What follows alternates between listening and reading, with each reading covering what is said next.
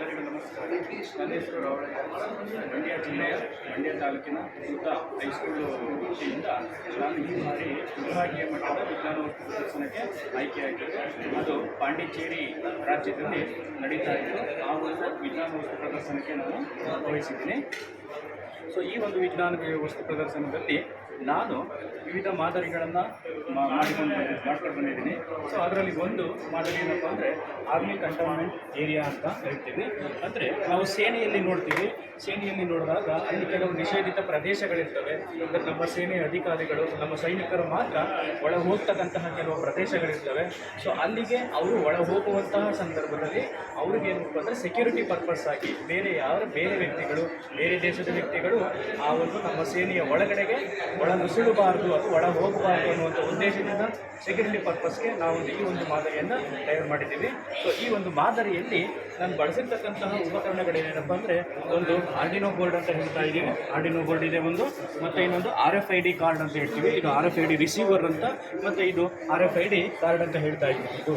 So ಇಲ್ಲೇನಪ್ಪ ಅಂದರೆ ಹೇಗೆ work ಆಗುತ್ತೆ ಅಂತಂದರೆ, ಈಗ ನಮ್ಮ ಸೈನಿಕರು ಅಥವಾ ಸೇನೆಯ ಅಧಿಕಾರಿಗಳು ಆ ನಿಷೇಧಿತ ಪ್ರದೇಶದ ಒಳಗಡೆಗೆ ಬರುವಂಥ ಸಮಯದಲ್ಲಿ ಅವರು ಈ ಒಂದು RFID ಟ್ಯಾಗ್ ಅಂತ ಹೇಳ್ತೀವಿ, ಆ ಟ್ಯಾಗ್ಗೆ RFID ಕೋಡಿಂಗ್ ಆಗಿರ್ತಕ್ಕಂತಹ ಒಂದು ಕಾರ್ಡನ್ನು ಅವರು ಅಲ್ಲಿಗೆ ಒಳ ಬರುವಂಥ ಸಮಯದಲ್ಲಿ ಇದಕ್ಕೆ ನಾವು RFID ಕಾರ್ಡ್ಗೆ ಇದನ್ನು RFID ಕಾರ್ಡನ್ನು ಟ್ಯಾಗ್ಗೆ ಹಿಡಿದಾಗ ಅಥವಾ ತೋರಿಸಿದಾಗ ಅದು ಆ ಕೋಡಿಂಗ್ನ ಮ್ಯಾಚ್ ಮಾಡಿ ಇದೇನಾಗುತ್ತೆ, ಗೇಟ್ ಓಪನ್ ಆಗಲಿಕ್ಕೆ ಅನುಕೂಲ ಆಗ್ತಾ ಇದೆ.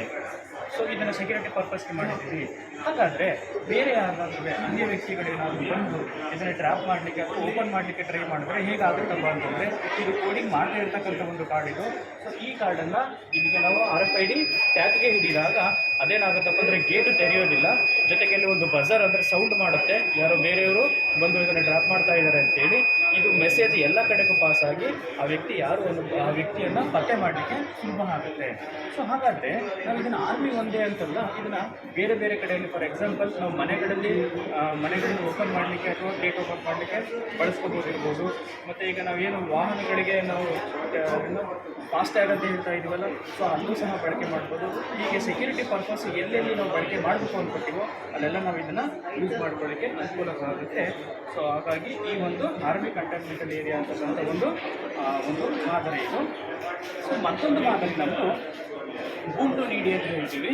ಅಂದರೆ ಮನೆಗಳಲ್ಲಿ ವಯಸ್ಸಾದಂಥ ವ್ಯಕ್ತಿಗಳು, ಎದ್ದು ನಡೆಯೋಕ್ಕಾಗದೇ ಇರತಕ್ಕಂಥ ವ್ಯಕ್ತಿಗಳು, ಹಾಸಿಗೆ ಮೇಲೆ ಯಾವಾಗಲೂ ಬೆಡ್ ರೀಡರ್ಸ್ ಅಂತ ಹೇಳ್ತೀವಲ್ಲ, ಹಾಸಿಗೆ ಮೇಲೆ ಮಲಗಿರ್ತಕ್ಕಂಥ ವ್ಯಕ್ತಿಗಳು ಇದ್ದರೆ ಅವ್ರಿಗೆ ಕೆಲವೊಂದು ಎಲೆಕ್ಟ್ರಾನಿಕ್ ವಸ್ತುಗಳು ಏನು ಉಪಕರಣಗಳೇನಿದೆಯೋ ಅದನ್ನು ಕೂತಲ್ಲೇ ನಿಯಂತ್ರಣ ಮಾಡಲಿಕ್ಕೆ, ಒಂದು ರಿಮೋಟ್ ಸಹಾಯದಿಂದ ನಿಯಂತ್ರಣ ಮಾಡಲಿಕ್ಕೆ ಅನುಕೂಲ ಆಗೋ ರೀತಿ ಮಾಡಿರ್ತಕ್ಕಂಥ ಒಂದು ಮಾದರಿ ಇದು.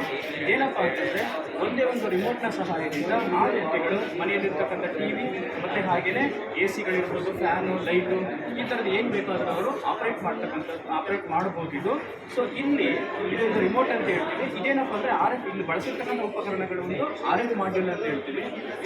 ಇದನ್ನು RFನ ಒಂದು ಟ್ರಾನ್ಸ್ಮಿಟರ್ ಅಂತ ಹೇಳ್ತೀವಿ. ಇದು RF ರಿಸೀವರ್ ಅಂತ ಹೇಳ್ತೀವಿ.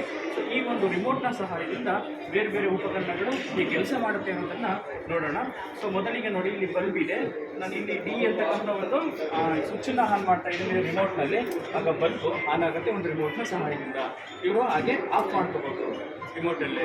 ಅಲ್ಲಿ ಹೋಗಿ ಸ್ವಿಚ್ ಹತ್ರ ಹೋಗಿ ಆನ್ ಆ್ಯಂಡ್ ಆಫ್ ಮಾಡೋ ಬದಲಾಗಿ ಅವ್ರನ್ನ ಆಗಲಿಲ್ಲ ಅಂತಂದರೆ ರಿಮೋಟಿಂದಲೇ ಕಂಟ್ರೋಲ್ ಮಾಡ್ಬೋದು. ಸೊ ಮತ್ತೊಂದು ಹಾಗೆಯೇ ಇಲ್ಲೊಂದು ಫ್ಯಾನ್ ಕನೆಕ್ಟ್ ಮಾಡಿದ್ದೀನಿ.